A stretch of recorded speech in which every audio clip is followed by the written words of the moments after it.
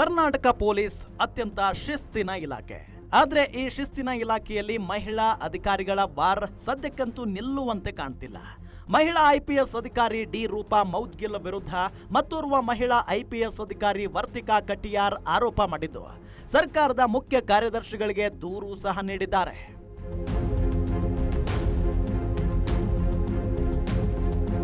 IAS ಅಧಿಕಾರಿ ರೋಹಿಣಿ ಸಿಂಧೂರಿ ಹಾಗೂ IGP D Roopa Moudgil ನಡುವಿನ ಕೋಲ್ಡ್ ವಾರ್ ಕೋರ್ಟ್ ಅಂಗಳದಲ್ಲಿದೆ. ಇದರ ಮಧ್ಯೆ ಐಪಿಎಸ್ ಅಧಿಕಾರಿ ಡಿ ರೂಪಾ ವಿರುದ್ಧ ಮತ್ತೊಂದು ಆರೋಪ ಕೇಳಿ ಬಂದಿದೆ. ರೂಪಾ ಅವರ ಆದೇಶದಂತೆ 2024 ಸೆಪ್ಟೆಂಬರ್ 6ರಂದು ಹೆಡ್ ಕಾನ್ಸ್ಟೇಬಲ್ ಮಂಜುನಾಥ್, ಗೃಹ ರಕ್ಷಕ ದಳದ ಸಿಬ್ಬಂದಿ ಮಲ್ಲಿಕಾರ್ಜುನ್ ನಿಯಂತ್ರಣ ಕೊಠಡಿಯಿಂದ ಕೀ ತಂದು ನನ್ನ ಅನುಮತಿ ಇಲ್ಲದೆ ಕಚೇರಿ ಬಾಗಿಲು ತೆರೆದಿದ್ದಾರೆ. ಮಲ್ಲಿಕಾರ್ಜುನ್ ಅವರು ಕೆಲವೊಂದು ಫೈಲ್ಗಳನ್ನ ಕಚೇರಿಯಲ್ಲಿ ಇರಿಸಿ ಕಡತಗಳ ಫೋಟೋ ತೆಗೆದು ವಾಟ್ಸ್ಆಪ್ ಮೂಲಕ ಡಿ ರೂಪಾ ಅವರಿಗೆ ಕಳುಹಿಸಿದ್ದಾರೆ ಅಂತ ಆರೋಪ ಮಾಡಿರುವ ಡಿಐಜಿ ವರ್ತಿಕಾ ಕಟಿಯಾರ್ ಸರ್ಕಾರದ ಮುಖ್ಯ ಕಾರ್ಯದರ್ಶಿ ಶಾಲಿನಿ ರಜನೀಶ್ಗೆ ದೂರು ನೀಡಿದ್ದಾರೆ.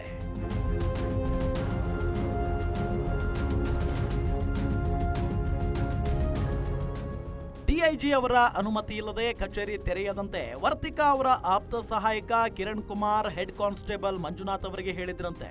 ಆದಾಗ್ಯೂ ಐಜಿಪಿ ಡಿ ರೂಪಾ ಆದೇಶದ ಮೇರೆಗೆ ಕೆಲಸ ಮಾಡ್ತಿದ್ದ ಮಂಜುನಾಥ್ ಅವರು ಕಚೇರಿ ಬಾಗಿಲು ತೆರೆದು ಫೈಲ್ಗಳನ್ನ ಇರಿಸಿದ್ದಾರೆ. ಅವುಗಳ ಫೋಟೋ ತೆಗೆದು ಡಿ ರೂಪಾ ಅವರಿಗೆ ಕಳುಹಿಸಿದ್ದಾರೆ. ಈ ವಿಷಯ ಗೊತ್ತಾದ ಕೂಡಲೇ ಕಿರಣ್, ಹೆಡ್ ಕಾನ್ಸ್ಟೇಬಲ್ ಮಂಜುನಾಥ್, ಸಿಬ್ಬಂದಿ ಮಲ್ಲಿಕಾರ್ಜುನ್ ಅವರನ್ನ ಪ್ರಶ್ನೆ ಮಾಡಿದಾಗ ಡಿ ರೂಪಾ ಮೇರೆಗೆ ಮಾಡಿರುವುದಾಗಿ ಸತ್ಯ ಒಪ್ಪಿಕೊಂಡಿದ್ದಾರೆ ಅಂತ ವರ್ತಿಕಾ ಕಟಿಯಾರ್ ದೂರಿದ್ದಾರೆ.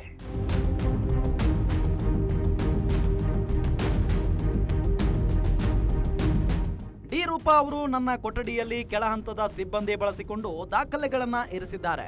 ಅಲ್ಲದೆ ಆ ದಾಖಲೆಗಳನ್ನ ಬಳಸಿ ನನ್ನ ವಿರುದ್ಧ ಷಡ್ಯಂತ್ರ ಹೆಣೆಯುವ ಸಾಧ್ಯತೆ ಇದೆ ಅಂತ ವರ್ತಿಕಾ ಕಟಿಯಾರ್ ದೂರಿದ್ದಾರೆ. ಐಪಿಎಸ್ ಅಧಿಕಾರಿ ಡಿ ರೂಪಾ ವಿರುದ್ಧ ಗಂಭೀರ ಆರೋಪ ಮಾಡಿದ ಆಂತರಿಕ ಭದ್ರತಾ ವಿಭಾಗದ ಡಿಐಜಿ ಆಗಿದ್ದ ವರ್ತಿಕಾ ಕಟಿಯಾರ್ ಅವರನ್ನ ಎತ್ತಂಗಡಿ ಮಾಡಲಾಗಿದೆ.